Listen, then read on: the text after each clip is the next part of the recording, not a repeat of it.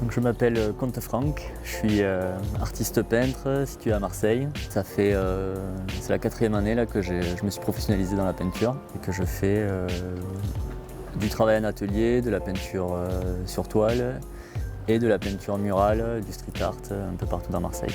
Ça me vient du collège, j'avais un prof d'art plastique qui nous avait montré une vidéo de Jackson Pollock, sur la vie de Jackson Pollock et j'avais été fasciné par cet homme, par la liberté qu'il avait prise en posant la toile par terre, en peignant avec un bâton, en inventant la technique du dripping.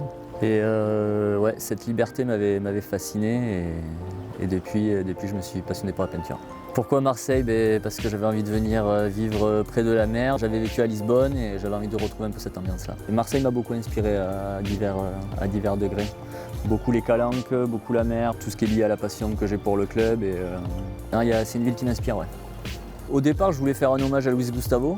Il y a 2 saisons, là, il avait été incroyable et du coup, j'avais envie de lui faire un hommage. Donc j'ai fait cette peinture et il s'avère qu'elle a fait un gros buzz. Et du coup, à partir de là, j'ai commencé une série que je poursuis encore aujourd'hui. Quelle a été ta meilleure prestation, le joueur que tu as préféré peindre ou l'endroit qui t'a le plus... Je crois que c'est celui-là, là, en ce moment. C'est un mur que... déjà, c'est Malmousque, c'est un des endroits que je préfère à Marseille. J'adore venir m'y baigner dès que les beaux jours sont là. Et du coup, ouais, ce mur, en fait, quand on est graffeur, il y a cette quête du mur qui te quitte jamais. C'est-à-dire que tu regardes tout le temps les endroits possibles où tu pourrais peindre.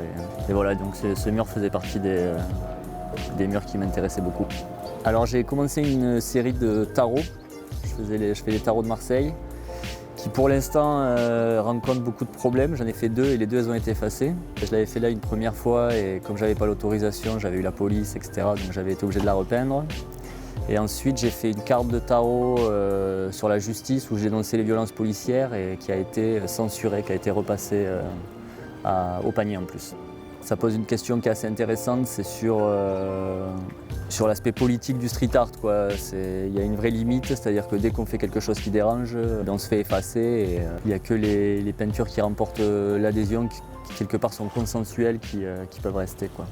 Et c'est une limite de la pratique du street art.